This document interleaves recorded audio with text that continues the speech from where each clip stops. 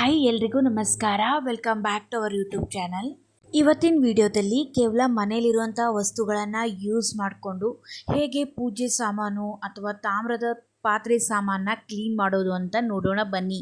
ಮೊದಲಿಗೆ ನಾನಿಲ್ಲಿ ಕಡಲೆ ಹಿಟ್ಟು, ಅರಿಶಿನ ಹಾಗೆ ಮೊಸರು ತಗೊಂಡಿದ್ದೀನಿ. ಅದ್ರ ಜೊತೆಗೆ ಒಂದು ಲಿಂಬೆಹಣ್ಣು ಕೂಡ ತಗೊಂಡಿದ್ದೀನಿ.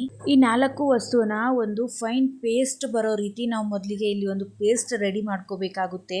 ಮೊದಲಿಗೆ ಒಂದು ಬೌಲ್ ತಗೊಂಡಿದ್ದೀನಿ. ಆ ಬೌಲಲ್ಲಿ ಅರಿಶಿನ, ಕಡಲೆ ಹಿಟ್ಟು ಹಾಕ್ಕೊಂಡಿದ್ದೀನಿ. ಹಾಗೆ ಅದಕ್ಕೆ ಮೊಸರು ಕೂಡ ಆ್ಯಡ್ ಮಾಡ್ಕೋಬೇಕು. ಮೊಸರು ಆ್ಯಡ್ ಮಾಡ್ಕೊಂಡಿದ್ಮೇಲೆ ಒಂದು ಸ್ಪೂನ್ ಸಹಾಯದಿಂದ ಚೆನ್ನಾಗಿ ಮಿಕ್ಸ್ ಮಾಡ್ಕೋಬೇಕು.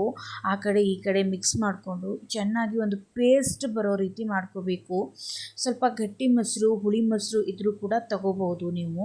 ಇದೆಲ್ಲ ಮಿಶ್ರಣ ಒಂದು ಪೇಸ್ಟ್ ಹಂತಕ್ಕೆ ಬಂದ ಮೇಲೆ ಲಾಸ್ಟಲ್ಲಿ ನಾವು ತಗೊಂಡಿರುವಂತಹ ಲಿಂಬೆ ಹಣ್ಣಿನ ರಸವನ್ನು ಹಾಕೋಬೇಕು. ಇದಕ್ಕೆ ಈ ಪೇಸ್ಟ್ಗೆ ಹಾಕ್ಕೊಂಡು ಇನ್ನೂ ಚೆನ್ನಾಗಿ ನಾವು ಆ ಪೇಸ್ಟನ್ನು ನೈಸಾಗಿ ಬರೋ ಥರ ಪೇಸ್ಟ್ ಮಾಡ್ಕೋಬೇಕು. ಆ ಒಂದು ಪೇಸ್ಟ್ ಮಾಡ್ಕೊಂಡಿದ್ದಾದಮೇಲೆ ಆ ಪೇಸ್ಟನ್ನ ನಾವು ಡೈರೆಕ್ಟಾಗಿ ಪೂಜೆ ಸಾಮಾನಿಗೆ ಹಾಕೋಬೇಕು ಅಥವಾ ಪಾತ್ರೆ ಸಾಮಾನಿಗೆ ಅಪ್ಲೈ ಮಾಡಬೇಕು. ಮತ್ತು ಪೂಜೆ ಸಾಮಾನು ಇದೇನು ಪೇಸ್ಟ್ ಮಾಡ್ಕೊಂಡಿರ್ತೀವಲ್ಲ ಅದನ್ನ ಮಿನಿಮಮ್ ಒಂದು 2 ನಿಮಿಷ 3 ನಿಮಿಷ ಇಡಬೇಕು. ಇಟ್ಟಾದಮೇಲೆ ನಾವು ಡೈರೆಕ್ಟಾಗಿ ಪೂಜೆ ಸಾಮಾನು ಅಥವಾ ಪೂಜೆ ಸಾಮಾನುಗಳಿಗೆ ಅಪ್ಲೈ ಮಾಡ್ಕೋಬೇಕು. ಕೆಲವೊಂದು ಸಂದರ್ಭದಲ್ಲಿ ನಮ್ಮ ಮನೆಯಲ್ಲಿ ಪೀತಾಂಬರಿ ಖಾಲಿ ಆಗಿರುತ್ತೆ ಪೂಜೆ ಸಾಮಾನು ಕ್ಲೀನ್ ಮಾಡೋಕ್ಕೆ ಅಥವಾ ಮನೆಯಲ್ಲಿರುವಂಥ ತಾಮ್ರದ ಸಾಮಾನನ್ನ ಕ್ಲೀನ್ ಮಾಡೋದಕ್ಕೆ.